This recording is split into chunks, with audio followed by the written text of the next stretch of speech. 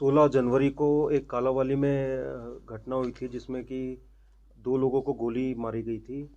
उसमें अभी हमने 5 लोगों को काबू किया है। 3 जो हैं उनका नाम गगनदीप उर्फ गगी, जो कि ओड़ा का रहने वाला है, सुनील उर्फ मंगा सलेमगढ़ मसानी राजस्थान का, और सुरेंद्र पाल जो कि मौजगढ़ का है। इसके अलावा 2 महिलाएं हैं जिन्होंने इनको शरण दी थी, इनकी हेल्प की थी। उनको हम 18 तारीख को अरेस्ट करके पेश कर चुके हैं कोर्ट में, जो कि अभी जुडिशियल रिमांड में है। तो ये जो 3 हैं, पुलिस ने काफ़ी मेहनत की। हमारे डीएसपी कालांवाली का अच्छा नेतृत्व रहा, एसएचओ कालांवाली, हमारी जो तीनों सीआईए टीम है और साइबर की जो टीम है उसमें उन्होंने काफ़ी मेहनत की है। इसके अलावा कल एक शूट आउट हुआ था वहाँ पे, जिसमें एक अन्य आरोपी है बलकार उर्फ जगतार, तो उसका ट्रीटमेंट चल रहा है और वो प्रॉपर प्रोसेस होने के बाद उसको भी अरेस्ट किया जाएगा। ये जो है अलग अलग टीमें अभी भी दबिश दे रही हैं, और जो बाय नेम एफआईआर थी 4 लोगों के खिलाफ, उसमें से 2 ऑलरेडी अरेस्ट हो चुके हैं और बाकी जो हैं उनको भी हम जल्दी से जल्दी अरेस्ट करेंगे। सर पूछताछ इनसे की होगी। रंजिश किस चीज़ की है सर? क्या वजह निकल कर आई है इस पूरे डबल मर्डर की? ये देखिए, इसमें ये जो दोनों ग्रुप हैं पहले साथ में थे, फिर पिछले 4-5 साल से इनका कुछ छोटी मोटी बात पे आपसी विवाद चल रहा था, तो उसी को लेके बीच में भी इनके बीच में लड़ाई झगड़े हुए, और बस वही विवाद था जिस कारण की ये फायरिंग की घटना हुई है। सर बरामदगी कुछ 3-4 लोगों से जो बरामद। अभी 2 गाड़ियां और एक जो कल शूट आउट हुआ था उसमें एक बंदूक मिली है, और बाकी अभी हम इनकी पुलिस रिमांड लेंगे तो उसमें जो भी फर्दर है वो बरामदगी होगी। जग्गा सिंह तक कहाँ तक पहुंची सर पुलिस? हम काफ़ी नज़दीक हैं और शीघ्र से शीघ्र गिरफ्तार कर लिया जाएगा। सर ये लोग किसी गैंगस्टर से जुड़े हुए हैं या क्या कुछ स्थिति है? नहीं, ये बस जग्गा के साथ जुड़े हुए थे, और उसी से जुड़ाव के कारण अभी तक इन्होंने बताया कि इनको मालूम भी नहीं था कि ये घटना जग्गा करवाएगा उनसे, तो इनको धोखे में भी रखा गया उसमें, जो इनका कहना है।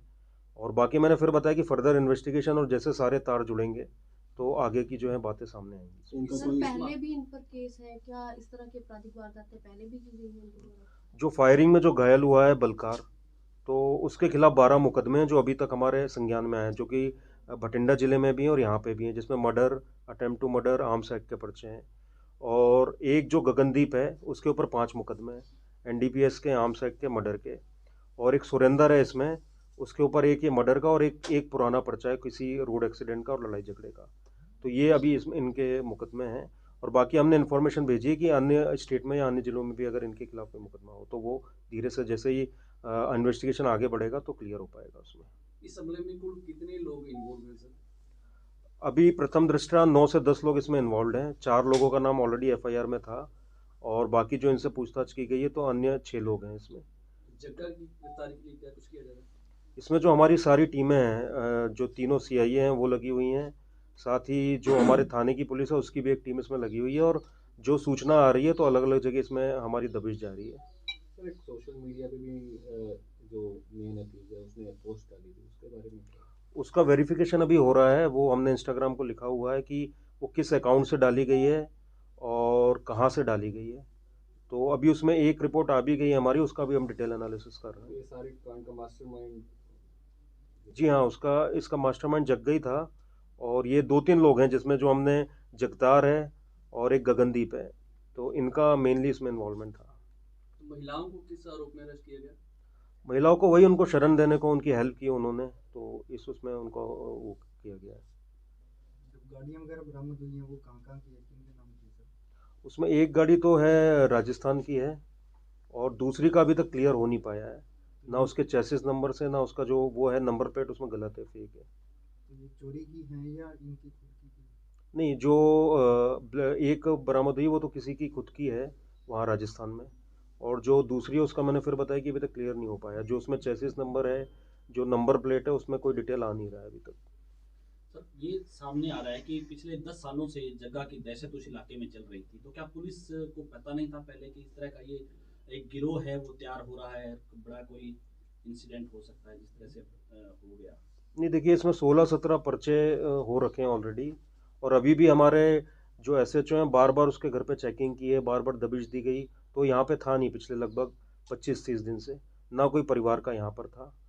तो ये ऑलरेडी हमने हिस्ट्री शीट खोल रखी है, और अब हम और स्ट्रॉन्ग जग्गा के खिलाफ केस बना रहे हैं, ताकि एक तो ज़्यादा से ज़्यादा जो है उसका जेल हो, और अब वापस आके उसकी कोई भी वारदात करने की हिम्मत ना हो यहाँ पर। इस तरह से सिद्धू मूसेवाला केस में जो है यहाँ पे कालांवाली में एक केकड़ा, संदीप केकड़ा है, वो पकड़ा गया, तो उसके बाद से एक्टिव नहीं थी उस इलाके में कि नहीं, पुलिस बिल्कुल सक्रिय है और हमने थाना वाइज लिस्ट बना रखी है इनफॉर्मल, ये ना सिर्फ कालांवाली बल्कि रानिया भी और अन्य थानों में भी। और इस प्रकार के जो दुष्चरित्र के प्रकार के लोग हैं जो आपराधिक गतिविधियों में हैं या आपराधिक उनसे संपर्क रखते हैं, उन पर ऑलरेडी हमारी चेकिंग भी चल रही है और हमारी कोशिश है कि वो कोई अपराध भी ना करें और जो सुधर सकते हैं। मैं आपके सामने कहना चाहूँगा कि हम ये भी प्रयास कर रहे हैं कि वो मेन स्ट्रीम में आएँ जिन पे अभी तक कोई आपराधिक वारदात है नहीं, लेकिन उनकी संगति अगर गलत है तो हम उनके भी रिफॉर्म में लगे हुए हैं। सर, एक बड़ा कारण ये है कि पंजाब और राजस्थान की सीमा चूंकि साथ लगती है, तो वहाँ भागने में कामयाब ये लोग हो जाते हैं, तो क्या पुलिस जो है पंजाब और राजस्थान पुलिस से भी सहयोग मांग रही है कि इस तरह के लोग हैं वो अगर दूसरी स्टेट क्रॉस करते हैं तो वहाँ पे भी जो है? हाँ बिल्कुल, हमारा अच्छा कोऑर्डिनेशन है और मेरी दोनों एसपी से दिन में 2 या 3 बार बात हो रही है पिछले 5-6 दिन से, एसपी भटिंडा से भी और एसएसपी जो हमारे हनुमानगढ़ है उनसे। तो वो हमारा अच्छा कोऑर्डिनेशन है, डीएसपी लेवल पे भी बात हो रही है और हमारे एसएचओज भी मीटिंग करते हैं और मिलते रहते हैं एक दूसरे से।